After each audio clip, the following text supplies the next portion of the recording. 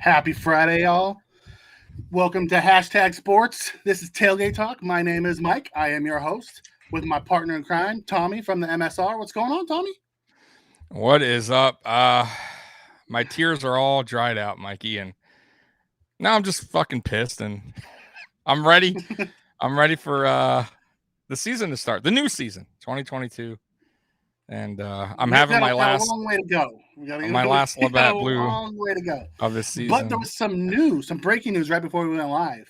Yes. Brian Daboll has been hired as the head coach for the Giants. Your thoughts? I've been waiting for this. Listen, I get like it's funny because I saw on Twitter some people were like, I get it. Some people love Dable. I understand that. I'm not going to totally bash on him. I thought he did some good things, but I wasn't a fan. I never was a fan. I'm sorry for anyone that disagrees with me, but his time came to an end, in my opinion. So it was good for him. I'm glad he became a head coach. In a way, he deserved it. But it's time for Dorsey. I believe he's the next guy. As you know, we've been prepping him for this opportunity. I truly believe that. And I'm just waiting for his name to be called the next OC. And that will actually make me feel a little better after that loss on Sunday. Speaking of that, there's reports out there saying that Dorsey is working on a contract with the Giants to become their next offensive coordinator. Yeah, I don't know how all that works. I can't unless the Bills have told him, they're going to interview a bunch of people, and it's just him then let it play out. And Dorsey has a handshake deal with Dable saying, "I'm just going to go there because it's guaranteed." Why would you leave Josh Allen for Daniel Jones? That makes zero sense. Yeah, I honestly, listen, we talked about this for a little bit before we came on. I highly doubt that he would do that. A couple of reasons. One, him, from what I heard from everybody, it's inside Bills, whatever, reports and all that, is that Allen and Dorsey have a very good relationship. So I just can't see Dorsey going somewhere where he's not sure who the quarterback's going to be, because it may not be Daniel Jones. It could be Trubisky, right? If they bring in Trubisky, it could be another coach. So, and then you got to go through this whole rebuilding thing of the Giants. Why do that when you got Allen in place, a guy that you groomed, a guy that you know very well, an offensive scheme that you know well, that really you could just put some twist to it on your own? It wouldn't make sense. The only reason I would say he would go to the Giants or anywhere else is if Brandon Beane pretty much told him, go out and do your interviews, man, because we're not 100% sure. And I hope that's not the case. But if Beane said, hey, man, we got to do some interviews, but you're the guy, don't worry, sit tight, I'm pretty sure Dorsey is going to be the next OC. I hope so. I want Dorsey. I know there's a lot of content creators out there that I've been reading on Twitter that aren't sold on Dorsey. I'm like, they weren't sold on Dable when he got here either. From everything I've heard, you heard Jonathan Vilma a few weeks back when he did the game talk about Dorsey and how smart he is, and that's like his next step is becoming an OC. You've heard Josh Allen come out just at his end of the year presser saying that he advocates for him. Why they wouldn't just give him the job, I don't get it. Matthew Harmon comes in and says Dorsey, OC, and Webb quarterback coach. Webb's not ready to hang it up yet. Webb came out and said it last year that he wants to play for as long as he can, but then he'll move into coaching. So Webb's like 27, I think. Yeah, so he's still got some years. He can make player money, not coach money. So and he didn't re-sign with the Bills. Webb wasn't one of the 10 future contracts that we signed. He was released, so he's got to go out and see if there's a job out on the market for him. Yeah, he's not. So, I highly doubt that Webb would be the next quarterback coach. Donnie Brook comes in and says Trubisky likely going with Daboll. Bring Fitzy home. First off, I would love to have Fitzmagic as our backup. That would be fantastic. That would be fantastic. I'd be all. I would be all up for that, bro. I think everybody would. He's beloved by Bills Mafia, and have him just back up Josh. That'd be awesome. It really comes down to the money. how much is he looking for? Because he's got paid $10 million not to play this year. Trubisky now, on the other hand, I'm not sure he's going to go with Dable. And the reason I say that is because at the press conference with Joe Shane, they talked about they're giving Daniel Jones next year. The owner came out and said, we've done everything we can to screw the guy up. He's their quarterback next year. So I don't know why Trubisky would go there knowing that, Daniel Jones is favored to be the starter. He would probably want to go out and look for a job somewhere else. I mean, can he beat out Baker Mayfield in Cleveland? That's a much better situation than the Giants. I wouldn't want to go to Cleveland. I just want just like the Jets. I want to, that's a tough situation. Cleveland's always a mess, bro, to be honest with you. The only good thing about him going to the Giants is he knows the system. He knows the system, and I'm sure if he went there, Dable would tell him, here's the deal. You know what I mean? Like, I will give you an opportunity to compete for that starting role, job. And then, listen, if he does good, I'm sure he'll say, hey, contract extension could happen within the year. You know what I mean? I've seen that happen. Look at Ryan Tannehill. I'll give you a perfect example. Yeah. Ryan Tannehill went to Tennessee on a 1-year deal, right? Was not supposed to start. And he took over 7 games in, got him to the playoffs and got an extension. So and now they're Mariota. regretting the heck out of that. They are, but regretting the heck out of that. But he still was better than what the option they had at the time. Let's be real. Like he at least gave him a better option. So will Trubisky be that? Will that same situation happen? It's possible. It's very possible. Yeah, we'll see. But Fitz, I would love Fitz. Yeah, Spin comes in and says Fitz is going to cost $5+ million, so I don't think Fitz is coming here. Yeah, unless he wants to retire.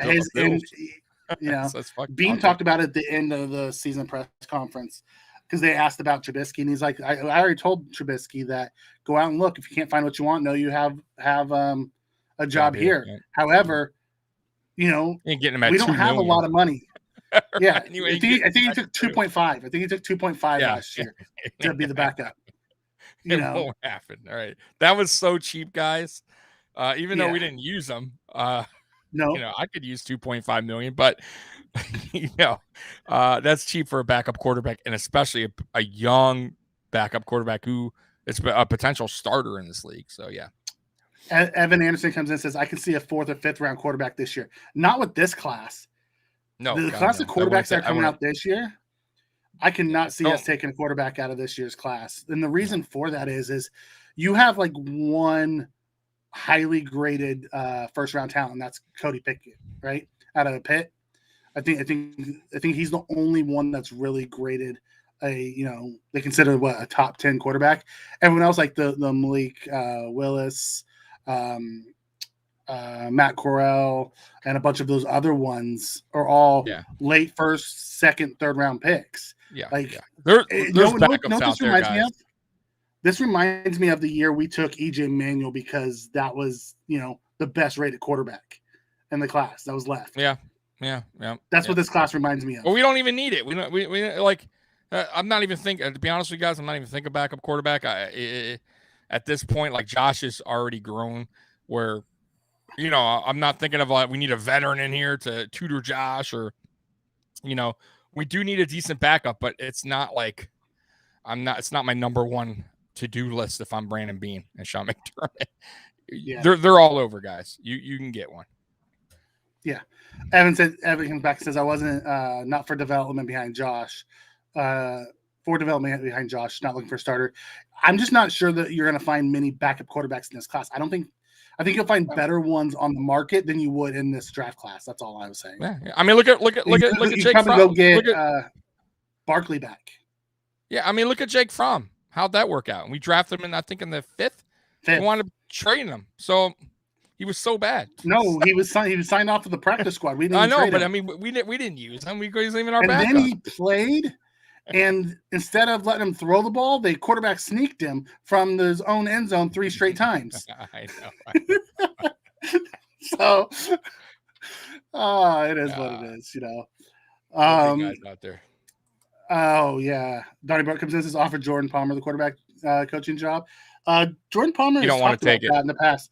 He's got a good thing going with that quarterback summit. You won't. The amount of hours you have to put in on the coaching staff, he doesn't want to do. Correct. You know, you won't. Because think about it, in the offseason, he works with Allen, he works with Burrow, Darnold, and like he's like Trevor Lawrence, I believe, was one that he picked up. So he has like 10 NFL quarterbacks that he works with in the offseason, plus all of like the college and the high school guys. Like he's got a good thing going. Not only does it help him with free time, but he probably makes as much money as he make as a quarterback coach. Oh yeah. No, he maybe makes more. I'll be real with you, Mike. Yeah. The amount of superstar quarterbacks or upcoming guys he's getting paid, and I'm sure Josh is paying him pretty got a little bonus, I'm sure, throughout the years, right? So he's fine. He's good where he's at in the off season in California, wherever he's at. He's not trying to come here. Josh, there's that little crew of his first class that Jordan had was, Allen and Darnold and Kyle Allen, I think. So it was 2 Allens and Darnold. And then the next one, it was the year Burrow came out. He landed Burrow as Josh got better, Yep. And he's made himself into like the quarterback guru. That's where people want to go now, especially the highly talented quarterbacks. Like what he's done. Why not, right? Yep. 100%. Donnybrook, great points. Plus, he doesn't have to stand in 3-degree weather every day. Yes, exactly. He lives in Southern California. Now he doesn't have to live in Buffalo. Right.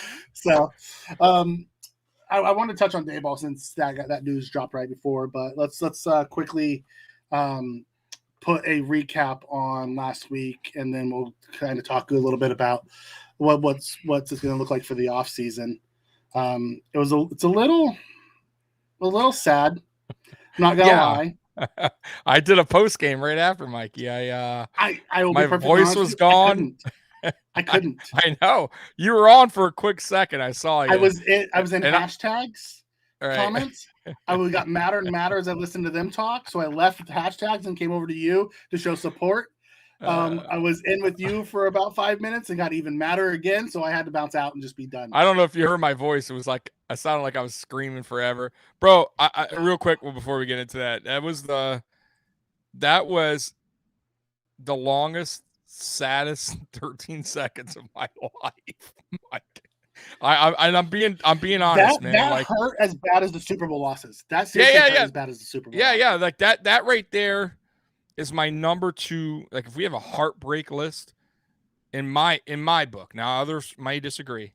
I have that as a number 2. I think the Giants for me is a number 1, and the reason why is because we should have beat the Giants. In my opinion, we were a better team, and it was wide right. Like it just a lot went down in that game. We should have won that game.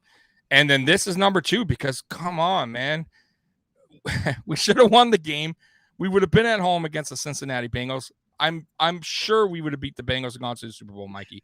And then the other Super Bowl losses are there, but they're just not number 2 because they were better teams. At the end of the day, I'm a realist, and I got to say, Dallas was. I didn't think we didn't have a chance. Let's be real. Like it didn't come down to a field goal. This game came down to 13 fucking seconds, Mikey, and just how we lost, man. It is so disappointing, man, and sad and angry. It's just so much. Bro, I started tearing up on that touchdown drive that Josh Allen did. 13 seconds. But in my mind, Mikey, and I'm sure like you, I said, but there's still 13 seconds. I don't know what it is. It's the Buffalo thing. It was. That's exactly what it is. It's being a Buffalo fan living through the 17-year drought because my brother texted me. Because my brother's a diehard 49er fan, right? I live in Northern California. I'm a Bills fan. And go figure. And I've lived in Northern California my whole life. But he texted me and he said, your quarterback is a stud, and hopefully we meet in the Super Bowl. I text back, there's 13 seconds left. And he wrote back, haha, right? And then he texted me and said, I will never text you again during the game. I'm sorry. Right. Oh, because I'm like, it's the life of a Bills fan. You would think 13 seconds, it's over. Bro, I didn't even tweet that game. Didn't we learn last year? I didn't say nothing because I was just like, I don't want to gloat. I don't want to be happy. I didn't know what to think, Mikey. Like my mind was swirling, though I was sad. Like when he scored the touchdown, like I said, I was like, a lot of emotion came to me, but then I was, bro, and then it happened. Bro, that shit was so long, that 13 seconds, Mikey. Even though it was 13 seconds, it seemed like forever. It seemed like 30 forever. minutes. It was a 30-minute, 13 seconds. Spin is right. I'll tell you right now, Spin is right. He comes in and says that could have been a legacy game for Allen. Instead, became a legacy game for Mahomes. Yeah, that's you know what? I don't. And Gabriel Davis. And Gabriel Davis. Davis. Yeah. You got to bring him too. Yeah. In the conversation, because they're not talked about. Just like you said, Spin. It came down. Wow, Mahomes to Kelsey for. Look what fucking Allen did. Look what Gabriel Davis did. Like that, you may not see for a long time, guys, and it's just overshadowed because of 13 seconds. I mean, fuck, man. Yeah. I'm sorry, guys. Spin comes and says Diggs is the reason for Davis's big game. You're 100% right, and yes, he was getting double. Davis went on Good Morning Football and said as much. Yeah, but he still had to make the plays, guys. Yeah, still had to make the plays. He got one-on-ones and he beat his guy. But then let's go back to that 13 seconds because honestly, let's do it. Here's like, I listened to McDermott's press conference. He said his execution. I listened to Bean's press conference. He just apologized. Yeah, I will tell you, I put that on Levi Wallace. I don't care. You people can be mad at me, tell me wrong. You do not play that far outside, like you're guarding the sidelines with Travis Kelce coming off the line to give him the inside, knowing you don't have linebacker help. What the hell was he doing? Both of those passes went to Levi Wallace's side. I get it. They didn't do that on purpose. But I gotta disagree a little. No, that's fine. I gotta disagree just a little. Not just a little. Ever forgive him for that? No, I get it. I get it. I gotta disagree just a little. And the reason why is because, listen, you got 13 seconds, right? We just scored a touchdown. First thing, McDermott and Frazier should be talking. What are we going to do here, right? What are we going to do on the kickoff? And from what I heard, there's rumors out there that McDermott wanted a squib kick and didn't get the call out in time, right? So, boom, failed one. Already failed, right? Okay, so you failed on that. So now you got to get with Frazier, right? You guys got to collab. What are we doing here? We know there's two guys that need to be worried about the most: Hill and Kelsey. I don't care who else is out there. Those are the guys. I need you guys to play physical at the line and make this the longest 13 seconds you can. Even if there is a holding call, 5 yards, who cares? And I'm telling you, they played this prevent kind of soft zone. Let the middle of the field open, and that's on the play calling because they told the players to do that. That was what they gave up. And I swear to God, Mikey, if they would have just played physical at the line, this probably would have never happened. What happened to game week? When did we play them? Week 5, Mike? Week 6? Mm-hmm. What week did we play the Chiefs? Week 5. Week 5. What happened to the physicality at the line with Kelsey? Why did we play the whole game this soft zone, bend don't break style defense that broke the whole second half? I don't get it, and that's why I'm not totally putting this on Levi. Though obviously I get where your point is. I mean, that is Levi's guy, but why play this soft ass defense at the end of the game? Play physical, man. Okay, and I get that. Fuck, and man. I won't excuse the coaching because first off, you don't rush 4. You rush 2 and you drop 9. That's what you do in prevent defense when there's 13 seconds left.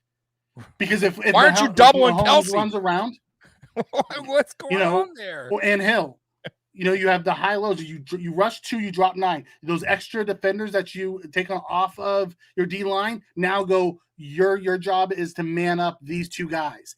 And you have help behind you. Right. Because even if Kelsey takes off, he's taking seconds off the clock. He's scrambling, right? He doesn't see anything. There goes 12 seconds, 11 seconds, 10. Yeah. Now he's taking off. Now he slides. Now you're down to 6 seconds. Now you have to Hail Mary it. Instead, boom, boom. 2 passes, that's it. Just like that, because we gave an open field up with a soft-ass zone, whatever that, prevent defense. Terrible. And the kickoff, too. Yeah. I got to say, Mikey, I've been saying it all year. That kick that we normally do, not even a squib kick, the kick where he kicks it really high in the air to the 5-yard line would have been ideal. You force them to return it, and they would have had what? They would have took off at least 4 seconds, 5 seconds. Now they're down to what? 8 seconds, 9? You got time for one play, maybe? I'm just saying. The whole thing was a disaster. Go ahead. Yeah. Spin comes in and says, special team got the squib kick call. Bass was the only one who didn't get it. The guy that needs to know. Yeah. Was the only one everybody. Because if you heard McDermott in the presser, he said it was execution. He wouldn't go into it, but he said it was an execution issue. That would make sense. That means it's coaching. He's pissed at somebody. Pissed at the coaching. Someone didn't tell your kicker to squib it. It's disheartening, man. I'm sorry, guys. It's the difference between winning and losing. It's the difference between going to the championship game and having to go home. Right. And now get new OCs and possibly DC. But I don't care. Levi Wallace should have seen what he was doing. First off, why the hell are you 25 yards off the line? Because that was the play call. Everybody was. Look at the play. Everybody was playing deep. They gave the middle of the field. Jackson wasn't 25. No, they weren't 25 yards deep, but they were all playing soft zone. They weren't manning up. They were playing soft zone. Why not play physical? Dane Jackson was like 15. Levi Wallace was always 10 yards deeper than everybody. I know. I get it, but I don't get why you wouldn't press your guys at the line. I don't get it. Like, I swear to God, they thought they won it. They thought they won. They figured there's no chance in hell. The only thing prevents you from is winning. I hate prevent defense. I fucking can't stand it. Play your defense. Okay, unless it's unless it's 1 second, 1 second, and they're 30. Fine. You get all your guys back. I get it. Right? You're going for a Hail Mary, AJ. Whatever. AJ, you are 100% correct. Hill and Kelsey should have been covered by 2 guys at the line like there was a gunner. Yeah. You're 100% correct. We should have had 9 dropping out. Should have 2 rushing, 9 dropping out, and 2 guys should have been like gunners on those 2 guys. Yes. Those are the guys. Like, all the guys that shouldn't have gotten the ball at the end were the guys that got the ball at the end. It's just like, come on. You knew where he was going. You know what? If Pringle beats you because he got away, right. or Hardman beat you because he got away, you know what? You live with that. You don't let Kelsey and Hill beat you. Right. You don't do it. It's just. But anyways, I got to move on. Yeah, I know. I talked about this for an hour too, Mikey. I got to move on. I'm already getting madder as we talk. I'm about to throw something. I'll quickly go through our thing. Our predictions. We were both wrong. You had a 41-24. I had a 38-24. You had Singletary and Addison. I had Knox and Hyde. Yeah. None of us had very good. Sorry, guys. It's one. What are you gonna do? I'm lost for words. It's been a week, and I'm still lost for words. No, listen, Mike. I'm gonna be real with you. I'm gonna be pissed off till season starts. Like honestly, I'm still like that. It's not even just. I'm not sad anymore. I'm more angry. Like I'm just angry how it ended, bro. So now it's just like I can't wait. I can't wait for training camp to start. Really, it's training camp for me. Once training camp hits, and I'm seeing the players go back, and I'm hearing good news out of camp, then I can start feeling good again. You know what I mean? Get in a happy place again. Right now, bro, I'm just mad, bro. I'm mad. I'm sorry, Daniel. I'm sorry. We didn't mean to depress you again. I know. I've stayed away. Just so you guys know, this will be our last tailgate talk for a few weeks. Tommy and I will be taking a break. We'll come back for the off season and start it back up after the Super Bowl. But it's one of those things. I haven't said much about it. I didn't go on anybody's show. I stayed out of the comments. I thought if I waited a week, I'd be able to have my emotions, calm, so I can talk about it rationally. I can't.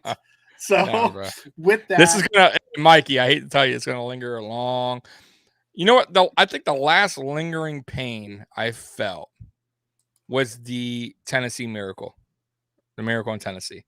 Like that lasted a little bit. Yeah, because man, that was another game. Like, you know what I mean? Where it was a total fuck up. just that one stung for a little bit, but man, this one. It was just primed for us. It was primed for us. You know, we get the Bengals at home if we win, and then we either get the Niners or the Rams in a dome. You get Josh Allen in a dome for the Super Bowl. One more thing. Are we still talking about this game? Because I want to bring up something else. Are we still yes, on this DG. game? By taking a break, I'm going to therapy. Find a way to get my mind right for the off season. What you got? What do you got? We can move on. Are we still? All right. So no, I don't want to move on. That's why I want one thing. I got to say too. So even though the defense is I will blame the defense, and really, I'm going to blame a lot of things real quick in different orders. So coaching, I think we got outcoached again in another big game. Once again, it happened, and it happened on all phases. And I'm going to even say Dable. Even though the second half was good, Mikey, the first half could have been like the second half. And I felt like Dable was trying to play this power ball type of offense. First drive, fine. I didn't mind. The first drive was smooth. But after that, it's kind of like, oh, now we're going to, look how, it's kind of like the Chiefs score fast. And then Dable and McDermott maybe got together and said, let's just try this power ball, keep Mahomes off the field. Let's do these long drives. And it didn't work. It didn't work. We got 14 points. We could have got more than 14. In my opinion, that first half, we should have put up at least 24 points. At least, Mikey. And I think the Chiefs would have been playing catch up going into the second half because I think our defense actually did okay the first half. I came on at halftime, remember, and instead the defense is actually, they're actually not playing bad. But we weren't playing good either on offense. So it's like, you guys, we could have put up more than 14 in the first half. And I blame that on Dable. I blame it on Dable. I blame it on McDermott for trying to do this typical what they did last season all over again. Oh, God forbid if Mahomes gets back on the field, we got to keep him off the field. Dude, just play your game. Let Allen be Allen. Mm-hmm. Let's just score and see how they react. Well, and we didn't do that until the second half. Irritating, bro. Not only that, but when they lost Matthew, when they lost the Honey Badger in the second play of the game, why didn't we attack that? Right after him. We waited until the third quarter to start throwing it deep. Mid-third quarter, too, if that. Yeah, it just... but let's be perfect. Let's be real. It wasn't just the Bills and Dable because, Andy Reid made some bonehead calls too. 3rd and 1, you took the ball out of Mahomes' hand and tried to run a freaking option. Yeah, I don't get that. But that's second string tight end. I don't get that. But that's him trying to be cute. That's him trying to be cute, though. Other than that, though, I'm just saying I get that. Yeah, then the kicker missed the field goal, I believe. But listen, it just reminded me of the first playoff game, that offense we did in the first half. It was kind of like we're playing down to the Chiefs again. We're just trying to keep them off the field, and it won't work, Mikey. You have to go at it with them, and just whoever has the ball last wins. But if we were going up at halftime, I think that game's different, bro. I think the outcome is different. You know what I mean? And the fact that we only had 14-14, they had the ball first, second half, then we were playing behind, right? And then they would score. So it was just like, and look, they had the ball last. I mean, I don't know what else to tell you. Nathan S. says it the best. We never took their fans out of the game.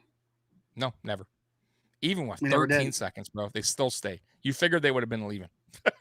But they know their team, and they know the Bills' track record of making bonehead plays. Yeah. Right? Arizona Cardinals. I mean, bonehead play. I mean, it happens. It happens to us. I don't get maybe it's time for a better secondary. Maybe it's time to actually put some, resources into that cornerback 2 position. No, you got to, Mikey. You have to. I love Levi Wallace. I told you. I got nothing but respect for what Levi Wallace has done. So guys, don't get it twisted. Mm-hmm. Just the fact that he got where he's at now is, listen, man, you have to give him credit. Undrafted player, I think going to college, he was a walk-on in college and then undrafted coming to NFL. But he's just not the guy that we need right now. We need a better CB2. I wish him well, but he's just not the answer right now. And one more thing, Mikey, Trey White's not coming back in time for training camp. We're got to get lucky if he's even available for week 1. So we probably won't see cornerback Trey until week 8 or 9 because he'll probably start the year on the PUP list. There you go. It's not just cornerback 1; it's going to be cornerback 1 and 2. So what does Dane that tell you? Jackson's going to be one of them. Right. You know, Dane Jackson's going to be one of them. Sure, because he's still I think we need to invest in the cornerback 2 market to where Dane can move to the bench, and first round, go get you the best corner on the board. I agree. I told you. Listen, if I'm drafting, I'm going either a defensive line or corner. So I'm starting with that right away. It's funny how the season went on. I was offensive line at first, but our offensive line started gelling at the end. I'm not totally, against what we have now. Maybe add a couple more maybe a new right guard, get rid of Darrell Williams, get out of that contract. Other than that, I'm cool with Bates, give Bates an extension. Keep Bates there. We should give Bates an extension. We need to give Bates an extension. Yeah, no, because if we don't, he's probably going to end up in New York. I agree. You got to get. There's a lot of guys that I could see because we have a lot of guys who are. Yes, I free saw agents. the list. I saw the list. There's 3 guys that I want desperately, not desperately, but I would really like back, and that's Saran Neal. Saran Neal is one of them. Ryan Bates and Isaiah McKenzie. I think McKenzie will come back on a team-friendly deal. I don't think he's going to go chasing bags, in my opinion. And I think it would be a good signing for him. I think he likes this team. I think he likes the locker room. He said before he would play for Candy, even though it's not true, but I think he would come back for a team-friendly, like a 2-year, 3-year deal on the low. Not super low, but, fairly a team like a Matt Milano. Listen, all the players that want to play for Buffalo, Mikey, they came back for team-friendly deals. There's not one guy, except for maybe, let's say, Josh Allen, which is still a pretty good deal, by the way. They all came back on very good deals. Let's be real. Like, we didn't overpay. Yeah. We didn't even overpay Mitch Trubisky. So, like, Brandon Beane knows what he's doing. Yeah. If you want to come here and play here, you got to work with us. And I think Isaiah will. And we'll see about Bates. Maybe Bates get paid. I don't know. Maybe somebody sees him and I don't blame him. But Daboll wanting to take him. The Giants need to fix their O-line. It's very possible. He gives them a contract. And he can play any of the 5 positions. So I could see them giving him a contract. I wouldn't blame him. I do agree with you on Neal. He's our gunner. Yeah, dude. He's a special team ace. Bro. I think we need hybrid. him. Yep. And I love him as a big nickel type when we play the Kelseys because he gets physical with them. I like that. I don't think McKenzie will be back. I would like to have him back. I just don't think he will be back because I have a feeling they're going to keep Cole, and he's going to want a bigger role. And he knows Daboll's offense, so there's a chance he ends up in New York. Well, you better get an over-the-top guy because if McKenzie leaves, you got no speed. And Marquez, obviously, who knows yet? You know what I'm saying? Like, we don't know what we got in him yet. So yep. Mikey. Yeah, it is what it is. It is what it is. Yeah. So are we done putting the final touches on this? We're done with it, man, and I'm glad we're done with it because I am okay. I'm spent. So looking at the 2021 season recap, I thought the Bills underachieved. At the end of the day, they underachieved. Allen got better, which is awesome. Mm-hmm. Hold on. I see this one in here. Spence says New York have Tony. That'll put McKenzie on the bench in a lesser role. You know what? Tony hasn't proved he could be healthy. And I'm not sure Tony's attitude is going to mesh well with Daboll and Shane. Tony's a very selfish player and got tossed out of games last year. And I'm not sure that culture is going to fit him very well. So I'll be interested to see if he stays on the Giants at all, or if they try to move him and bring in a McKenzie. Because they're all. If you listen to Joe Shane, he talked about it about building the culture, the type of guys he wanted. So unless Tony changes his attitude, because he had this attitude in college too, and it's why a lot of people took him off their draft boards, is they didn't think he would fit. You know what I just thought of? I don't know why. Is the Giants going to do what we did with Carolina? Yeah. It's gonna be the Bills East. I'm for real. That's what It's very possible. I mean, think about it. We took McDermott and Bean. They took Dayball and Shane. That's what's gonna happen. Can you imagine? And the Giants fans are gonna be saying that. Like we were saying it for many seasons. The difference is the Bills were good and Carolina wasn't. That's true, right? That's the difference. But we still took their guy. It just seemed like that was like, hey, we'll take your guy. We'll take that guy. Yep. We'll take I know that guy because what they're gonna do is they're gonna bring in that culture, and they know the schemes that they're gonna try to run. So it makes sense for them to do that. Like McKenzie. Like McKenzie may not get a bunch of run on offense, though. Daboll will still use him, and he'll probably be the returner there. You know what I mean? That'd be such a mistake on McKenzie, though. I'll be honest with you, unless we don't want him back, like you said. But why wouldn't we though? Like you're saying, if Dorsey takes over, right? Like hypothetically, it hasn't happened, but let's say it does. Man, you are dead set on Dorsey staying. I'm not 100% sure he's staying. I'm not. I said if. But I'm holding on hope. I really am. I mean, okay. That's God damn you, Mikey. I'm sorry. It's all about the you, man. He's coming. He's staying in Buffalo. All right, listen. So if Dorsey does stay, I'm just saying hypothetically, he knows the system. He knows what the players like, right? And he knows about McKenzie. He knows McKenzie's role on this offense is big. It is. Believe it or not, guys. Like me and Mikey been screaming McKenzie all season. It's not that he's just like, oh my God, dynamic receiver, but he causes a lot of havoc for defenses.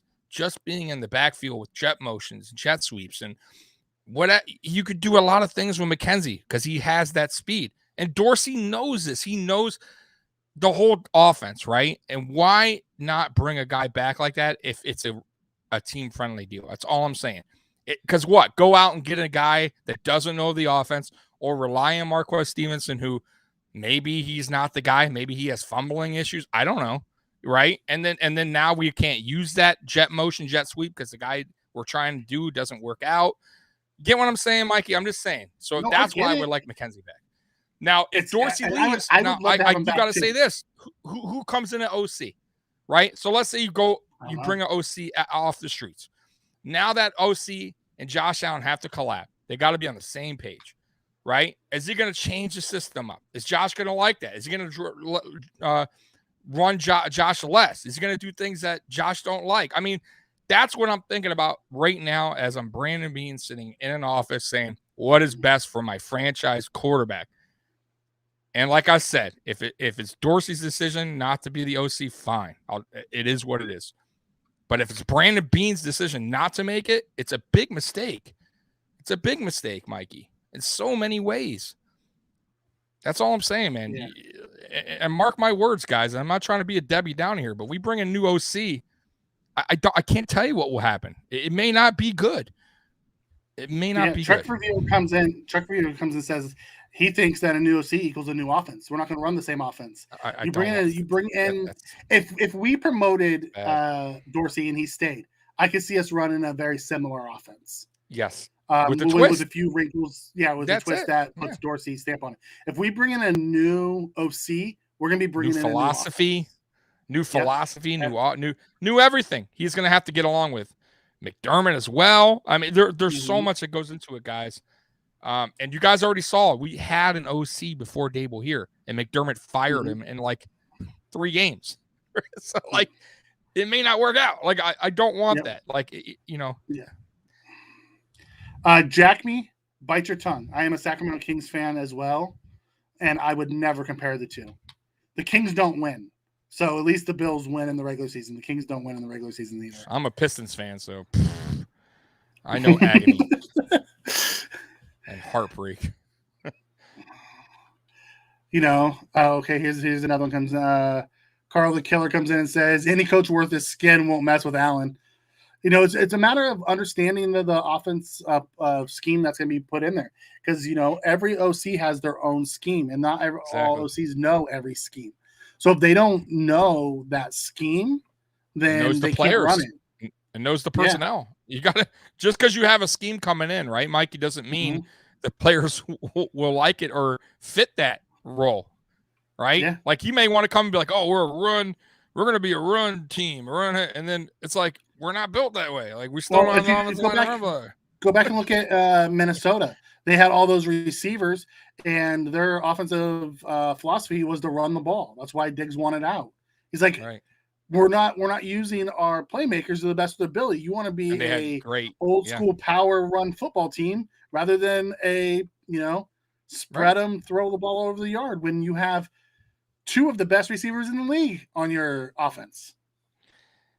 And a good tight end. Don't forget the tight end. Rudolph at the time. Yeah, they have two. They had Rudolph and they had Irv Smith out of Alabama. That they drafted. That's right. Yep. Triggs comes in and says Dorsey will use that system that will predict Allen's strengths. The problem is we're not sure if Dorsey's going to be the OC. Right. I agree. If Dorsey stays, I think our offense is going to be fine. But I agree with that. 100%. Because who knows Allen better than probably anyone Dorsey on the team? Dorsey. He's worked with, right? Dorsey came here in 2019. It's Allen's numbers improved in 2019, 2020, 2021. That's not Dable, guys. I mean, I'm not saying Dable didn't have any part of it, but Dorsey had a huge part of it. And he's a former quarterback, so he knows what Allen is thinking. He knows what Allen likes to do out there. Perfect opportunity for him to become an OC and really relate with Allen. Allen's going to tell him, hey, let's do this. They're going to collab a lot more than you guys think because they've already been collabing since 2019. So let's just hope. Let's cross our fingers, Buffalo Bills fans, Bills Mafia, and hope that happens, man. That's all I can say. Nathan S comes in and says, Bill O'Brien. You want a little bit of Bob? No, I don't. I don't want anyone. I want Dorsey. I'm being selfish. We've been preaching Dorsey all year long, like since last offseason. I've been preaching Dorsey since last season. Are you kidding me? Yeah. I want a Dable gone last season. We lost Dable last year. We thought he was.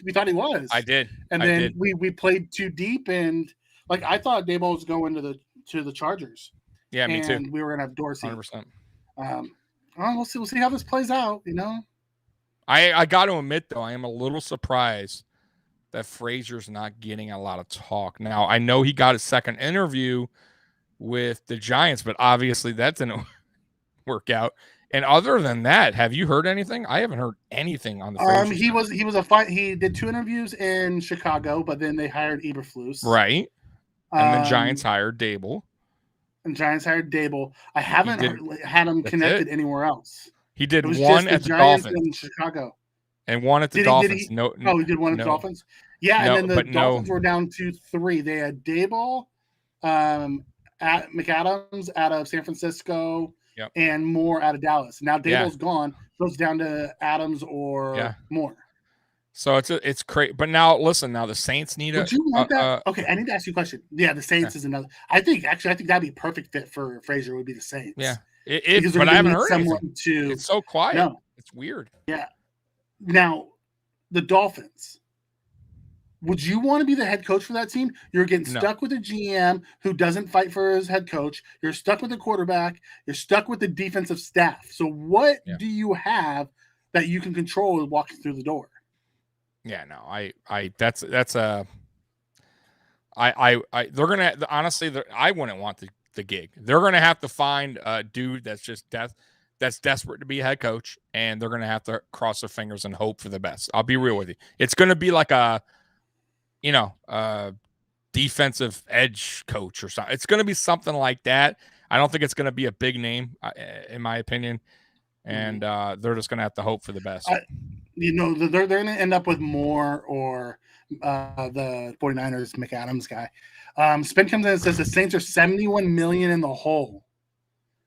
So they have to free up a ton. $71 million is over the cap.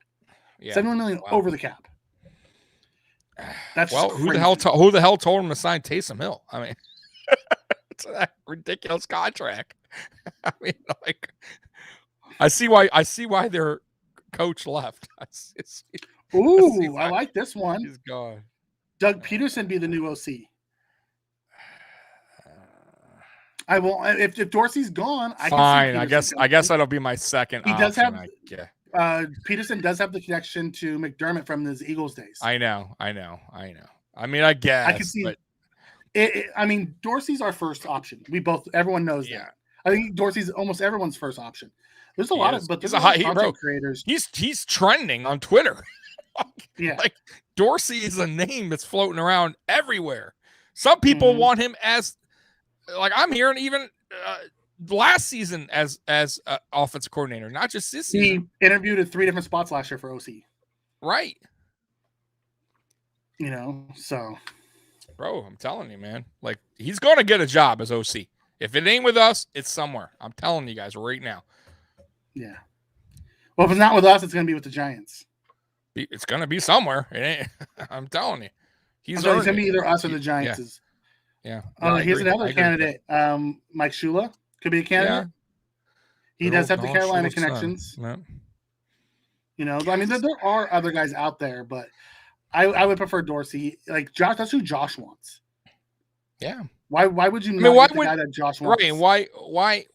And I'll tell you what, too. It's very ballsy. Not ballsy. I guess what's the word I'm looking for? I don't know. When on his press conference, his last press conference, Josh Allen pretty much said, I mean, loud and clear, I want Ken Dorsey to be the next OC.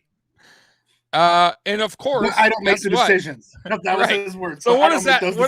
Right. So what does that do, Mikey? That fuels up the guys ask the press guys.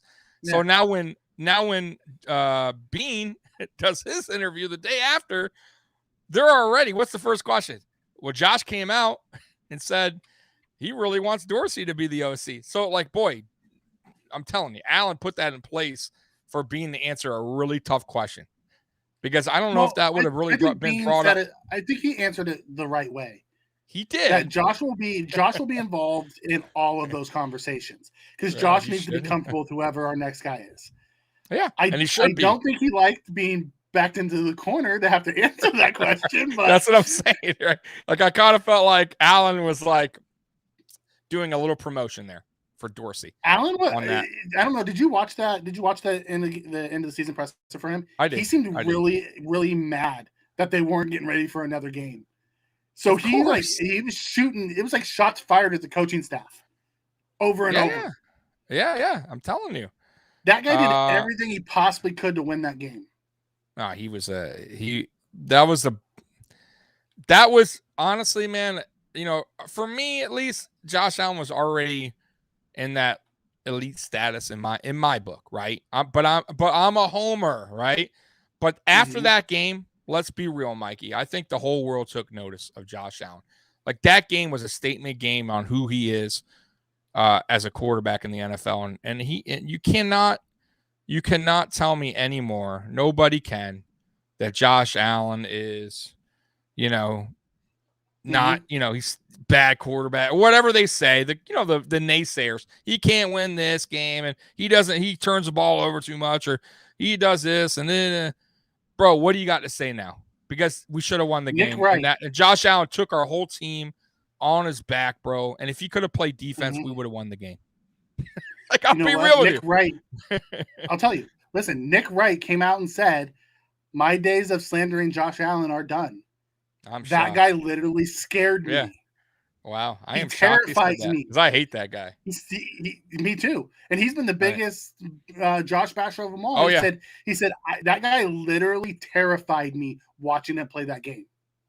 Bro, he said with a minute left, he's like, there's no chance. And he said he drove him right down in like 47 seconds. He's like, I'm done. I'm done bashing the guy.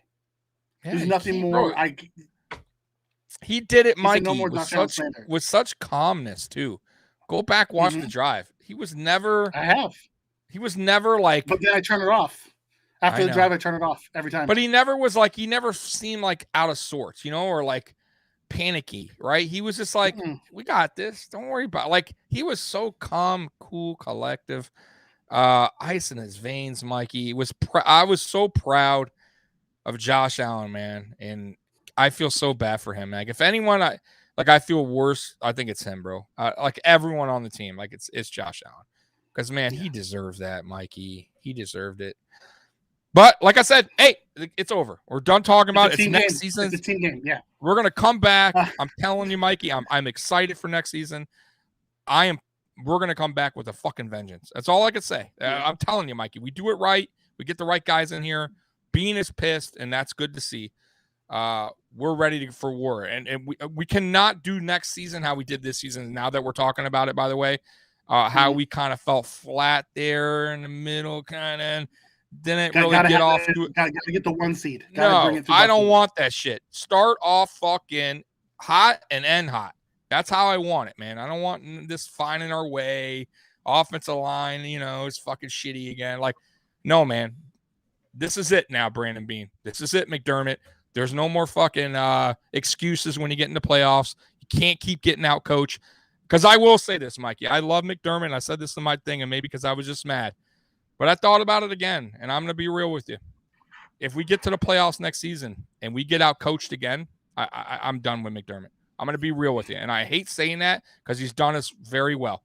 4 out of 5 seasons in the playoffs. You can't ask for anything better, but you got to get us to the big dance. And if you fail again, I can't have you on the team anymore. I'm going to be real with you. You can't, because then you're getting in a Marvin Lewis situation, right? You can get as mad as you want.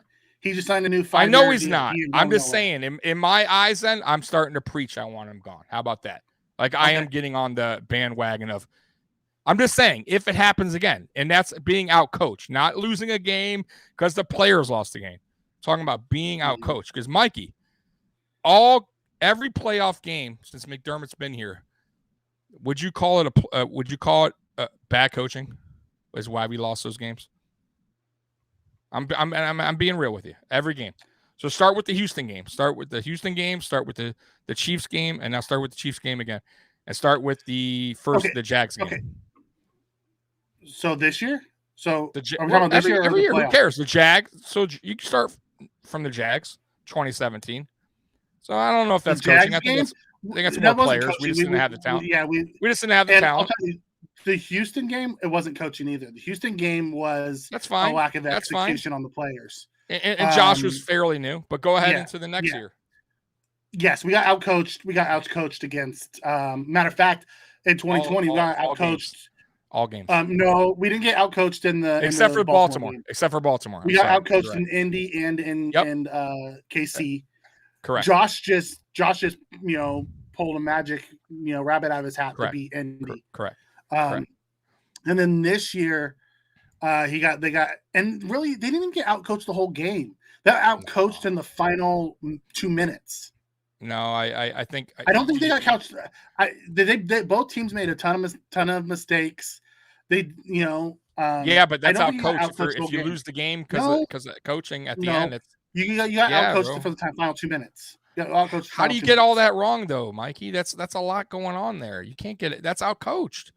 If Andy Reid with 13 seconds is on the other side, he's like, all right, 13 seconds. Here's what we're going to do. You look at last year's KC game. You look at this year's KC game. Last year we got outcoached from beginning to end. This year, I agree. This year we got outcoached probably the last 3.5 minutes of the game. Well, Frazier did bad on his whole second half. I'll be honest with you, and that's part of the coaching. So that was bad defense. Well, I thought we were talking about McDermott. No, I am. I'm still talking about McDermott. McDermott has part of the defense as well, though, right? McDermott is a defensive coach, so he's part of that. Yeah, defense. but he doesn't call the defensive plays. But he could have took over. Mikey, he's taken over multiple games. It's a big moment. You telling me he can't take over? He doesn't have. But he's not going to. I'm just saying. So let's go back to the 13 seconds. You're telling me McDermott just said. And did this to Frazier? Do what you got to do. I got no part of it. I'll be perfect. Okay. I don't want to get back to 13 seconds, but I will. The last 13 seconds, I truly believe everyone on that sideline thought they had already won, and there was people that weren't paying attention. So whatever was called didn't get relayed. Well, then that's coaching. He should have been on his bro. He should have been on his shit. Him and Frazier, I'm telling you. We called multiple timeouts. I know, I get it. But on that. on that, I'm telling you. Okay, you're gonna. We gotta stop talking about this. I'm just saying, when we made the extra point is when the conversation should have been had, and that's coaching. It was had, and it was not executed. So here's my question to you then. Here's my question to you. When you talk about coaching, are you putting every coach on McDermott? Well, if you're doing that, coach, fine. I'll agree with you. Yeah. So I kind of am, because he is the head coach, and unfortunately, if that's the way you're looking at it, yes, I agree with you. And unfortunately, listen, we're making our chat mad. We're making our chat. Sorry, chat. I am sorry. I'm mad. I'm mad. I've been mad all week. What do you want me from me? Okay, listen. At the end of the day, McDermott's not going anywhere. If you're going to put all coaching decisions and lack of communication on McDermott, then I agree with you. McDermott was outcoached. All I'm saying is, listen, he has to correct some things as a head coach. Okay. He has to get better. That's nothing's wrong. I'm not wrong by saying that, but I'm saying if we have this same talk next season, I'm just saying there's going to be talks. It's not going to just be me. There's going to be people questioning, can he? Because listen, I'm going to give you a quick example and we can move on. Flip Saunders was a great NBA coach, but he could never get to the finals. He always got him to the post game, to the playoffs, but he could never get him to the finals, right? Never. So there's coaches out there, Mikey, NFL coaches, NBA, MLB. They're good. They're just good enough, but they're not great enough to get him to the next level. Is McDermott that? I don't know. That's all I'm saying. Maybe McDermott is just a really good coach, but not better to beat the Andy Reids in the league. You understand what I'm saying? It's very possible. That's all I'm saying. But we'll see. He's still growing as a coach. That's fine. I don't know. I'm just saying. I don't know yet. It's fine. It's still too early to tell. At the end of next year, we'll reconvene with this conversation. That's all I'm saying. I didn't say now. Triggs comes in and says, Houston game made Bean and McDermott realize they needed a star number one receiver. This game should make them realize they need to trade for a star D lineman who can wreck the game. I agree. The whole line needs to be, except for Ed Oliver. Trek reviewer, I disagree with this take, but I'll let you take a shot at it. I would trade Dawkins to Philly for 2 of the first 3 picks, then I would take a big DT, a corner, and an O tackle, and move Brown to left tackle. Did you see Brown play left tackle this year? It wasn't pretty. Yeah, I want to do that. You don't trade your Pro Bowl left tackle. By the way, Mikey, I was so right about Deion Dawkins. Did you hear the press conference he did? Or no? No. So basically he said, because they asked him how, when you had COVID in the offseason, you got it, and, how was it, and he said, listen, I ain't going to lie. I was not myself. I had no strength, really. And when I got COVID the second time, he said, it was the weirdest thing. When I came back, I felt way better. Like, it was the oddest thing, but that's when I started to get my strength back and started playing at a higher level. And you saw that. Remember, I kept saying it all season. I think it's more like he just doesn't have his strength back, but you kind of saw that. So to your question, hell no. I like Deion Dawkins. You see what he's capable of when he's healthy, when he's full go, 100%. Offensive line, guys, is tough to get, as you guys can tell. I am not getting rid of our best offensive linemen for draft picks. I can't. Yeah. They're hard to find. I'm just not doing it. Yeah. And I'm keeping Spencer Brown at right tackle. Brown is a right tackle. He's a right tackle. Yeah. That's what he is. If anything, I'm Darrell Williams. That's the only thing I'm getting rid of. Yeah. Pierre Martinez comes in and says, you sound like Andy Reid has them all 2 Super Bowls. Andy Reid has 1 Super Bowl, and for the longest time, Reid couldn't get over that hump either. Yeah, Mikey, okay, fine. But he also went with Philly, correct? I know he lost. He went one time. He went one time. I get it, one time, fine. But then he went with the Chiefs, won it. Then he go again and lost, right? So how many times have you been to the big dance? Three times in like 27 years. Okay, 3 times in 27 years. And I hate to bring this guy up because I love him. Marv Levy. How many Super Bowls he went to? 4. How many he win?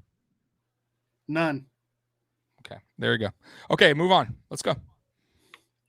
I don't get to that because Marv Levy's a Hall of Fame coach, guys. I love Marv Levy. But you were saying, he's not good enough. I'm talking about the big dance, getting there. Get to the Super Bowl. That's where let's get there. You got to get there. Don't use Reed as the exception, though. Don't use Reed as the exception. That's all I'm saying. Just Reed as he brought up Reed. I didn't bring Reed. You did. I was a name I brought out. I said playing against Reed the Andy Reeds of the league. There's other good coaches, not just Andy Reid. He just smacked down the greatest coach in the league, Bill Belichick. Yeah, I get it. I get it, Mikey. But he also didn't smack him down when he first came here. It was a different team. That come on. The Patriots offense stinks. Let's be real. They're not that good. It's their defense, right? I get we got over that hump, but it's the next hurdle we need to get over. And that's the Chiefs, right? Let's be real. We're going to all be real here. We're going to sit here, talk football. It's the Chiefs. It's Andy Reid. What I'm saying is, I don't put Andy Reid as this great coach. I'm not saying he's the god of coaching. I didn't say he's the god of coaching. No, but he's won. He's been there. Reeds. The Reeds. He hasn't beat the Reeds yet. And I'm talking about in the big game, in the big dance. You are preaching the same thing that the Eagles fans said about Andy Reid when he was there. He can't get it done. That's different. I wanted to have said that. If he got us to the Super Bowl, I would have still been like, hey, man, he got us there. Our players got in there 1 out of 8 straight years but we did too. Marv Levy did too. I wasn't. Okay, I'm just saying, McDermott's been there 4 years. Give him a chance to get over it. He hasn't been to the Super Bowl. I guess. I listen. But you guys are jumping on me. I never said fire McDermott. I said if this happens next season, I was bringing up a point. I didn't say McDermott's terrible. Get rid of McDermott. I said if this happens, what do you say next season? I guarantee you, Mike, you change your opinion. I promise you won't be back here saying, whoa, he made some mistakes. It's a cool, man. You're not going to say that. You're going to be pissed. You're going to say, coaching failed us again, man, but that's okay. Let's go into the next year. Let's put the pin in this. Let's be real. We're not. Listen, I'm just saying. We can argue about this all night long. Let's be honest. Come on. I am honest. I think you think you're way jumping the gun. How many seasons you give a coach? I'm going to be real with you, and we'll get off the subject after that. No. Let's just get off this now. The chat doesn't want to hear us argue about this anymore. They've asked us to move on. We're moving on. We're moving on. Okay. I bring it up tomorrow. That's fine. The chat doesn't want to hear us argue about 20 seasons, guys. It's he rebuilt our season and put us in the playoffs. I'm asking how long. 5 years. It. 10 seasons. Okay, 10. Okay. Do you want to go back to the 17-year drought? 15. What the hell do you want? I'm asking a question. How long do you wait until you decide that you got to get a better coach? That's all I asked. I didn't say change the coach now. You guys are getting it twisted. I never said McDermott's a bad coach. I don't know why you're jumping. How long do I wait to see if he gets into the Super Bowl? Or how long do I see sure. if he Super Bowl. Successful? Just get to the Super Bowl. Just get us to the dance. Dude, do you realize only 2 teams a year go to the Super Bowl, right? Yeah. So I'm saying, how many seasons do you give a coach before you move on? That's all I'm asking. It's a simple question. Until he starts losing. Okay. If he loses, fair enough. I'll take it. No, it's fair enough. I'll take it. So don't sit here. I don't ever want to hear you complain when we lose playoff game ever again. Never. Not one time about coaching. Don't ever bring it up in the future. What are you talking about? I'm just saying, don't bring it up because I'm going to just say to you. I didn't bring it up this time. I'm just saying in the future, don't bring it up if it's bad coaching. Because I didn't fire him? No, I'm just saying. We're going to be doing this a long time, me and you. I get that, but what I don't understand is what your point is, because I'm not willing to fire him now. So listen, I've been a sports fan all my life, right? I've watched teams that got to the dance, kind of, but never got to the promised land, right? And then we moved on, and we got somebody that could get us there, a.k.a. Larry Brown for the Pistons, won us that championship. Rick Carlisle couldn't. Rick Carlisle went on, won a championship with Dallas later on, fine. But he just couldn't do it with our team. You think if he gets stunted, at what point does he, yes. Has his voice no longer carries in the locker room? Right. Okay, I can't tell you how long that takes. That's a locker room thing. Okay, I get what you're saying now. I didn't understand what you were talking about. It had nothing to do with him. I just came on 2 days ago and gave praise how good being a McDermott has. You know that. Yeah. I've been saying, listen, we were in a drought for 17 seasons. You got to give love to Brandon Beane and Sean McDermott for what they've done for this team, or else we would be still in a shitty ass spot that we were in for the longest time. I agree with that. That's all I'm saying. But I'm just saying there will come a time eventually, Mike, that fans will want more. That's all I'm saying. Yeah. Well, it's not even the fans. It's going to be the locker room. I think it's going to happen in the locker room. You're right. I'm sorry. Locker room and fans and ownership. Don't forget ownership. Yeah.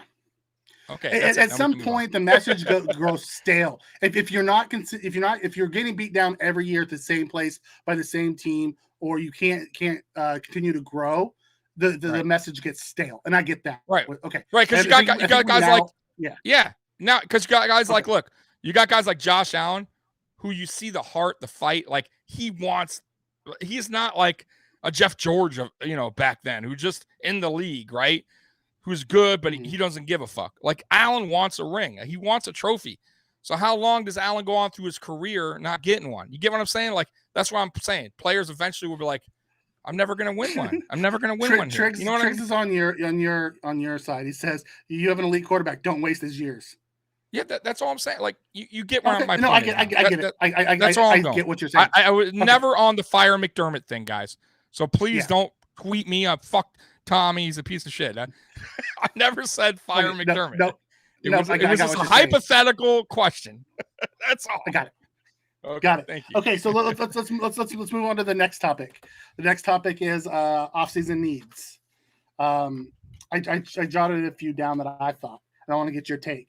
So some offseason needs. I think we need to upgrade CB2. I really do. I know a lot of people like Levi Wallace. He's a free agent. 100%. I don't think we're going to have the money to pay him. I would love to see us trade for an elite D end. Give Groot somebody because we're going to need to get a D end anyways because we only have 3 under contract. Get defensive tackle depth. You know, because right now we have Starr and we have Oliver, and I think those are the only 2 we have under contract. Harry's gone. Butler's gone. He'll get paid somewhere. Yep. I want to see us upgrade right guard. I would love to see us upgrade right guard. Get out of the Mongo contract. Get out of the Williams contract and upgrade. I'd like to see us get a young playmaker. If we're not going to bring back McKenzie, we need to get a young playmaker like that. You know, if we bring back McKenzie, I think we can wait for the young playmaker. Obviously, we need a backup quarterback and a tight end depth, or my main ones that I had on my list. Anything I missed? No, I agree with all that. Priority should be cornerback and defensive tackle on the line. Listen, Starr played okay. I get that he had the COVID thing, and I'm going to give him once again a pass. Once again, a pass. He's going to be here again, so cool. I hope he comes back healthy, right? No issues. And Ed Oliver, by the way, guys, played phenomenal. Ed Oliver played very, very good football this season. Love what I see from Ed Oliver, but we need to address the edge as well. I don't think Mario Addison or Jerry Hughes will be back, even though I love Jerry Hughes, guys. It's his time. It's his time to retire, in my opinion. You have to get a veteran edge rusher in there. Doesn't have to be old like an Addison. I'm talking to a guy that's been in the league 4 seasons, something like that. Maybe don't trust trade for the one from Minnesota that wants out. I forget his name too. Oh God, I can't think of his name off the top of my head. If someone remembers the guy's name, it's Hunter something. It's Hunter something. Can't think of his last name. But like I just don't trust AJ. Hakeem Hicks would be a good one too. Yeah. You know, we need someone to get in there that could put pressure. You know, we don't need the speed guy that's going to be the big loopy guy because then you open up the lanes. We need someone who's going to be able to, much like Groot does, collapse from the outside with the power. And by the way, guys, listen, Groot's going to have a good second season. I think he had his little rookie slump there. Okay. Well, he hit the rookie wall. They talked about it. He hit a rookie wall, but he showed a lot of promise. Boogie, I'm still on the fence about, guys. He may just be a rotational guy, which I'm not mad at it, but I still don't like the pick. I still think we should have went CB2 there in hindsight. We definitely, I saw a chat say punter. 100%. Hunter. Yeah, Daniel Hunter. Even Thank Pete you, brought it up. The punter You know, was god awful. You know, Bean said the punter's gonna be gone. I can't believe I didn't have punter on my list. Punter should have been at the top of my list. He's so bad. He has soft hands, so he can hold the ball. He said, "I'm like, wow." I'm sure he was like, "Hawks, like, thanks." Spin is right here. Groot was never expected to break out in his rookie year. They didn't. What we got out of him was actually more than what we expected. Brown was the same way. And I heard the whole Basham thing. Matter of fact, did you hear that? I heard Boogie was supposed to be starting. Was supposed to be getting more reps than Groot. Mm-hmm. Groot was just better than they expected. He was just better. Yeah, he just has. He was just better. Yeah, he gave. He had a higher floor than expected, is what it was. Yeah. Everyone knew his ceiling is just outrageous because he's an athletic freak. He's a monster, but his floor was higher than expected. Yeah, I still don't. Like I said, I don't get the pick, Mike. But go ahead. No, so I fucking. You will lose your mind. I'll lose my shit. I will be on here. I'll close my channel, bro.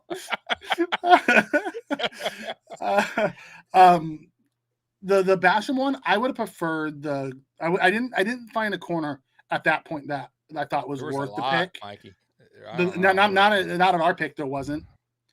There was a ton of corners on the. I had to go back when I was doing the. Yes. I was doing the. No, there was.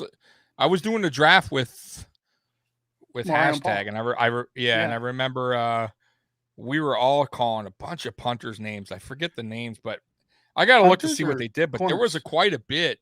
There was a guy I liked. I don't remember his name, but they just let him slide. Punters? Yeah, no, corner, not fucking punter. Okay, corners. most of the really good corners were taken before our second round came up. I know, but there were still quality guys. That there was a corner that everyone wanted in the second round that slid to the third, and he went to Detroit. Was it Prince? Blah. He had like a long name. It was some weird. He started with an I. It was some weird. There was a weird name one. It might have been that one, but I can't remember. But he couldn't even crack Detroit's starting lineup. All right. Well, hey, maybe I'm just saying, but there we go. Haha. Check that out. Yeah, Spins on the spot. Yeah, that's the guy. Yeah. Went to Detroit. Yeah, that's the guy. Okay, whatever. But Mikey, we still didn't address the corner back position, even in free agency when there were some guys out there that were floating around that I like. The guy from Pittsburgh, actually. I forget his name, but he went somewhere. I think he's in the playoffs, actually. A player, but he was floating out there forever, and we just didn't sign any corner. We signed no corners. Did we bring in any corners for help? Nothing. No. Matter of fact, Bean talked about that at the end of the year presser, and they asked him about going back to back, and he said we get that people wanted us to take a corner. He's like, but we went by our board. There wasn't a corner at that round that we had a high enough grade on that would have beat out Dane Jackson. I get it. No, that would beat out Dane. He's like, and then you take a corner in the second round, and he's sitting the bench. You're like, why'd you bench your second round pick? Oh, I did hear that. You're right. I'm like, you did that anyways with Boogie Basham. I get it. But maybe not a corner, but there had to have been a better. I had to look at the draft again, Mike. I would have much rather Creed Humphreys, the center that went to the Chiefs. Okay. He got to play guard, and that would have fixed our guard position early. Okay. So that's what I'm saying. I'm just saying. I think there was. I don't like the whole back-to-back edge thing. That's all I was saying. Even if it was on a corner. Yeah. No, I understand why they did it, because we have 3 DNs on our roster. All 3 of them were drafted in the last 2 years. Yeah, I know. Super young. That's the reason why they did it. It's because we didn't have anyone out. No, I get it. But they got to go. But now, guess what, though? They got to go out and find a guy to come in and help those guys. Those guys are too young, I think, to start next season. I don't like that lineup. Okay, I want to answer Trig. No, I'm not saying that Asante Samuel Jr. wasn't good enough to trade up for. What I was saying is Bean was looking to trade back. He wasn't looking to move up. And Samuel was gone before it got to our pick. If Samuel was there, liked wanted them to take Yeah. Samuel in the first round. I wanted them to take Samuel over Groot. See, I was I'm a against huge that. ASJ. I like him, but I was big on Groot. I was big. It was either him or Najee Harris. I told you guys from the beginning. If Najee Harris fell to our spot, you better take him. And boy, I was right about Najee, by the way, guys. Everybody was like, oh, Najee. I'm like, he's going to be good. I'm telling you. He's a big back with speed. But, dude, Gregory Rousseau, great pick. See, listen, you're not going to be happy with every pick Brandon Beane does. I'm a realist. I get it. Yeah. No GM's perfect. But me and Mikey talk about this. He's had very good drafts. I mean, look at even this past draft. Okay, I didn't like the Boogie pick, but Spencer Brown. At first, I was like, who's this guy? I didn't like him. But I was not happy. Wrong. I wanted Hamza Nazarene out of Florida State. He ended up getting hurt and went on IR, so he never got to play with the Giants. But I was screaming that from round 2 on as he stayed on the board. It shows you that it happens as fans don't know as much as those that get paid to do it. But I like what Donnybrook says. I like what Donnybrook says. He says, I would have liked to see what Jack Anderson was capable of. So would I. He looked promising. Baby Richie. However, he did get picked up by Philly, and he never cracked the starting lineup, even when Philly had a bunch of backups in. He's young, so maybe he was, he is right. But I loved Baby Richie. I loved his upside. Yeah, me too. Same with Wild Goose, who got picked up by the Jets. But I'll tell you the other pick I like too. That we did in this last draft. The safety or the corner, what's his name? The 7th round pick, Mikey. I think he was 7th round. He was on our 53, made our 53. DeMar Hamlin. Hamlin. Oh yeah, safety. He's great. another good pick. I think he's going to be a solid player in this league. Just got to give him a little time. I think he's going to take over when Hyde and Poyer leave. Oh, and by the way, did you guys hear Warren G's son got signed with us? Yeah, future reserve. Yeah, Evan Anderson's. Just so you know, Tommy, Evan Anderson comes in and says he's keeping the receipts for next season if Basham breaks out. All right, I hope he does. A guy, please keep it and rub it in my face because I do want to be wrong. I 100% want to be wrong. I just don't like the pick right now. I don't. I'm not sold on it yet. Oh, Spencer Brown's a beast, bro. Spencer Brown was so good that his teammate is getting first round hype. Yeah. Right. Hey, Spencer Brown is another guy, man. My God, Mikey. Like this is what. Even though I'm mad about the loss, this is some things that I'm still excited for next season to see. These guys. We had a couple of young guys that are right. Like Ed Oliver took another step. Right. That's what I'm saying. Like, Matt Milano took another step. I thought this was the best Matt Milano's ever played. I was a little bit disappointed in Edmonds' play this year. I don't think he's a bust like a lot of people. Me too. I don't think he's horrible. He's still very young. I get it. I was hoping to see him. You know what I saw more this year of him that I did like, though? I saw him laying the wood on people more rather than just trying to drag them down. And I think Bean said that. So somebody said that. Yeah. Bean talked about it. He said he's starting to see the growth.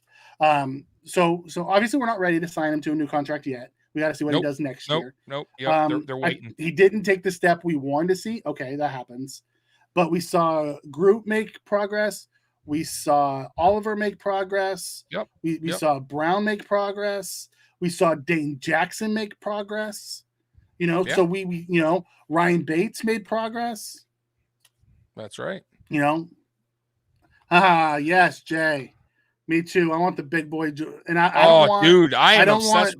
forget his name, but he is. I want his partner. I want his partner. They're both big dudes. They're both. It's Wyatt. It's something. Who's the guy? Wyatt. Who's the guy that came in on the offensive snap in the goal line? Was that him that you're talking about? Oh, that was God. That's their main star. That's a giant. And his partner's just as big and does all the dirty work. I want his partner, Wyatt. You might be able to get him in the second round. Like who the hell? Why? Like that's just a nasty big guy. Epinesa looked average. Yeah, Epinesa bro. didn't I take the was step that I was disappointed. looking for. He took a step back, in my I opinion. don't think He I don't was think he took supposed a to be. step back. I don't think he took a step back. I didn't see him take a big enough. I don't. He didn't look better last year than he did this year. You're right. Not a step. I'll agree with you. I apologize. Fine. I think he didn't do anything he didn't take that step forward. He didn't take a big enough step. How about that? Yeah. I think he took a baby step forward. There you go. Yeah. There you go. Yeah. Okay. Yeah. We'll agree with that because I felt like he took a baby step. It was just, I was sold on the hype of training camp, right? What I heard like from training camp, right? From the players. Everybody. It wasn't just everybody. It wasn't media. Like, listen, media always Davis does that, is right? the guy's media, name. The big D tackle. Right. Media will come out. Right. Media will say, oh, he had a good practice. But when players will come out and say, bro, this guy is legit. He's looking legit, looking nasty. I was like, oh, shit. Okay. And he started the season off hot. Right. And he started the season off hot. And he fizzled out, bro. he became flat soda, bro. You know what I mean? Like, I can still drink the soda, but it's kind of flat. I mean, like, it's all right. That's what he was, man. We're going to see. Here's the thing. Epinesa and Boogie are going to get a lot of reps next year because Jerry and Addison are going to be gone. And I agree with Spin. Maybe Epinesa is going to be a late bloomer like Oliver. Remember, everyone was bashing on Oliver too. Yeah, it's fine. I'm not saying he's bad. It's just he didn't take. He's not ready to start the breakout that we were looking for. Yeah, he's just not my starting edge right now. Not going to. Nope. I would like to see us go get one. I'd like to see us go get one. Yep. Hey, and by the way, guys, people want to play for Buffalo now, and that's a good thing because that means maybe they're willing to come here on a better deal, like a lower offer they get somewhere else, just to play for the Buffalo Bills, and that's good. Like this is what good teams do. They bring players, talent that want to win, and will go on a lower deal just to win. Yeah, right. So help you get over the hump. Right. So that's a positive thing. So maybe we do get players unexpectedly that we didn't think we could sign just because they want to win. And Pierre Martinez comes in and has a great point. Hard for Epinesa and Boogie to show out with minimal reps. The problem I think we had with both of those guys is they didn't force more reps. Is what we were looking for. Is them to force the hand on when the they had their opportunity, because they had opportunities. They both did. Boogie never did. Boogie Boogie had a couple games where he had a couple games where he came. I think he played in the Jags. And he did well. Boogie was the low man on the totem pole and was inactive, but it wasn't not from anything that he did. From what Bean said, so maybe we'll see what Boogie does. It was Bean basically said it was just a numbers game for him, so that's why he was. Like I said, the verdict he's still young. I'm not any of the young guys. I'm not gonna. If you're 3 seasons in and you're still having a tough time, then I'll start talking bad about you. But these guys, 1 year, 2 year in, no, man, you got to give them a little time, bro. Just like Ed Oliver, you got to give them that by that 3 years to see where their development is. And look at Ed Oliver, it's a perfect example. Okay, Trek comes in and says, "What if we do that trade?" I said, and take both. Trade. Tech's talking about trading Dawkins and getting 2 first-round picks and taking both of the Georgia's D tackles. You ain't get Dawkins ain't going anywhere, dude. They love him. Josh loves him. I just don't see that happening because they're not going to weaken their O line to beef up their D line. It's not going to happen. Did you see that weird Cody Ford retweet, by the way? What? No, I didn't. So somebody tweeted out something. I'm going to read it to you and let you say what you think he's saying. Okay. Because he retweeted it for a reason. Okay, so this person tweeted out and he retweeted it. Let Odell be a reminder that all of football is situational. We get very quick to judge players when they aren't performing in a specific circumstance with specific personnel. Sometimes pieces don't fit, and one isolated environment shouldn't define a player. Quentin Spain. No, this is Cody Ford saying this about. I know, but I'm saying, I agree with him on that. I so agree is with he him on saying? that. And, But I mean, is he saying about himself? Like, hey, I yeah. need Oh, to. absolutely. Like, this hasn't been good He's here. like, don't call me a bust because maybe it's the situation. You know what? This goes into my questions that we have for Marquise Sullivan tomorrow. Is about that type of stuff. You know what I mean? Right. I and mean, for those of you who are on here, go ahead. Tommy has a guest tomorrow. Marquise Sullivan was a former O-line man for the Buffalo Bills back in 2001, 2002, right? 2001 to 2003. Played for 3 seasons. Okay, 2001 to 2003. So tomorrow morning on Tommy's channel on Mafia Sports Report at what time? Noon. 12 noon. Okay. Yeah, so I can see that. I can see that that fits with Ford. I can see him, because he's taking a beating. He's taking a beating from social media, man. Yeah, and listen, I'm not a Cody Ford. I'll admit myself. I said Cody Ford isn't the guy to start. He's done bad, but I will say this too. In hindsight, listen, if you made the NFL, you're a dog. You're a good player, no matter what. If you made the NBA, you're a good basketball player, regardless if it worked or not. Maybe you're not an NBA superstar or an NFL superstar, but I will say this too, to his point. Sometimes when you do go to a different situation, a different team, sometimes things can get better. It's a fresh start. It's a new philosophy, a new system. Mm-hmm. But if you go somewhere else and fails there, then sometimes it does. You have to boil it down to it's just the player, right? Because that happened with we've seen that. You know what? Many quarterbacks Nathan comes in. Yeah, go ahead. Yeah, Nathan has a great comment here. He says he's referring to the Bills drafted him as a lineman in a man scheme, a power scheme, because that fits his skill set. And then we switch to the zone and pin and pull, which doesn't fit his skill set. Correct. Because what we ran was shady versus what we're running now is completely different. Totally. So, different. And that goes back to the whole Wyatt Teller thing. Everyone's mad that we got rid of Teller. Well, Teller was in a scheme that didn't fit him, and he went to a scheme that did, and he became an all-pro. By the way, Teller won't be a free agent. He signed a huge contract extension with Cleveland this year, I found out. Huge. Well deserved, by the way, guys. Well deserved. Yes, it was. Trek says he remembers Sullivan. He was here with Russ Tucker. I believe so. Yeah, 2000. Yeah. He was here with Mike Williams, guys, and who you all remember, our 4th pick in the draft, which I'll be talking about tomorrow. I got some good. Listen, we're gonna be just to have I'm gonna say something real quick. I'm gonna be going over Drew Bledsoe, guys. Mike Williams. I want his take on Mike Williams. Which we all know too well here in Buffalo.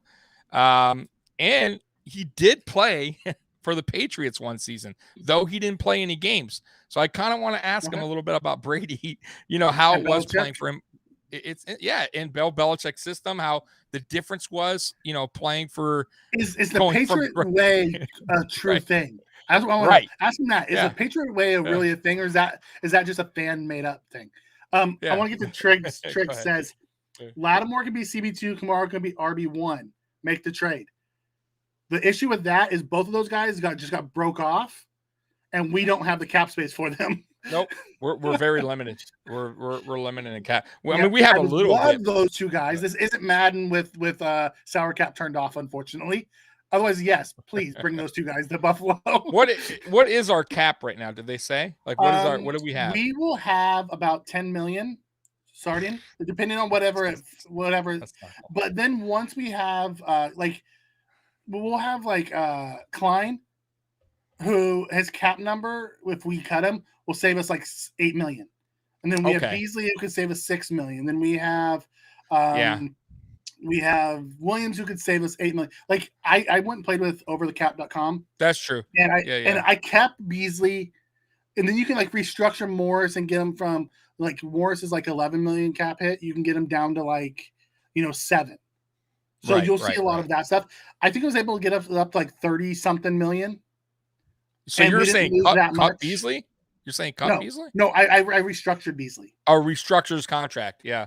I restructured Beasley. I gotta say, that's an interesting name that we're not talking about now, but I will say we will be talking about it in the offseason, because I just something something when Bean was asked about Beasley, and he's like, they said, will he be back? And he's like, well, he's under contract. It was a weird reply, right? I just something's not right in my opinion. I could be wrong and I could be overlooking it, but it just wasn't a good response in my book. So what will they do?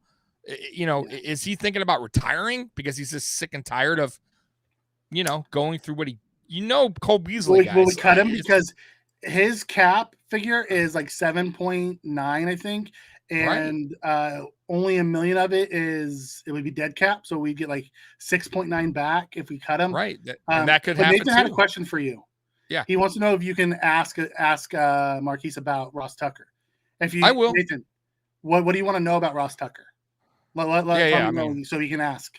Yeah, hit me up on Tommy Talks Bills on Twitter if you can't make the show. Because if you can make the show, it's at 12. If you can't, just tweet me out and I'll ask him what you want me to ask him. If not, just come on the chat and ask. So when I played with the Over the Cap, like I restructured Beasley, I restructured Morris, I restructured Diggs and extended Diggs and gave him more money.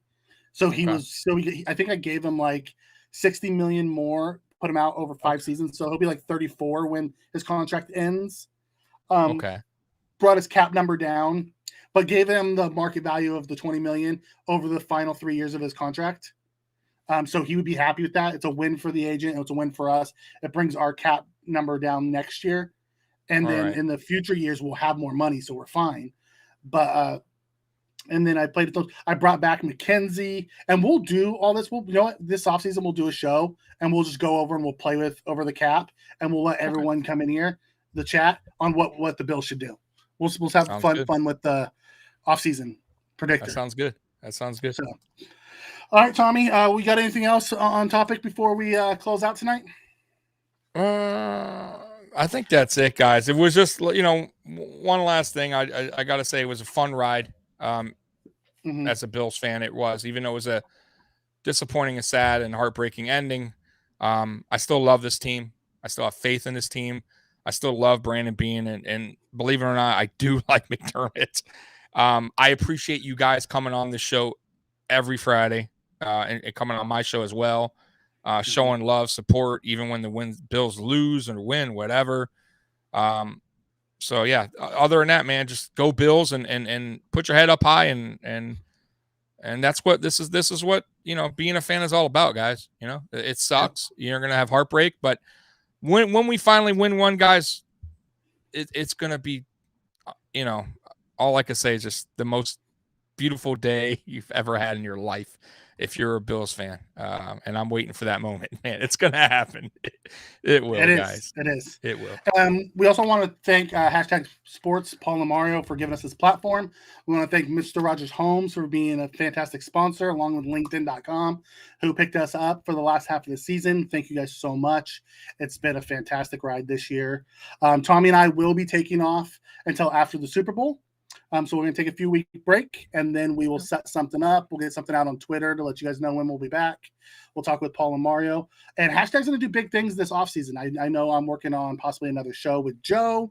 I know Paul wants to get in and do some collabs. So we're going to be looking at doing a lot of fun stuff this offseason here at Hashtag. For the nation, thank you guys so much for accepting Tommy and I and showing up every Friday with your awesome questions and comments. It's allowed us to have a platform to talk Bills, and it's been my therapy this year. So I appreciate everyone. Other than that, go Bills. Go Bills. Hello, fellow Bills fans. Sean Rogers, realtor and lead of the Mr. Rogers Homes team. Did you know that real estate is one of the best ways to build wealth, and right now is one of the best times to own an investment property in Arizona? Please reach out to me. I'd be more than happy to answer any of your questions so we can take the next step to your financial freedom here in the Valley of the Sun, utilizing real estate. As always, God bless America, and go Buffalo!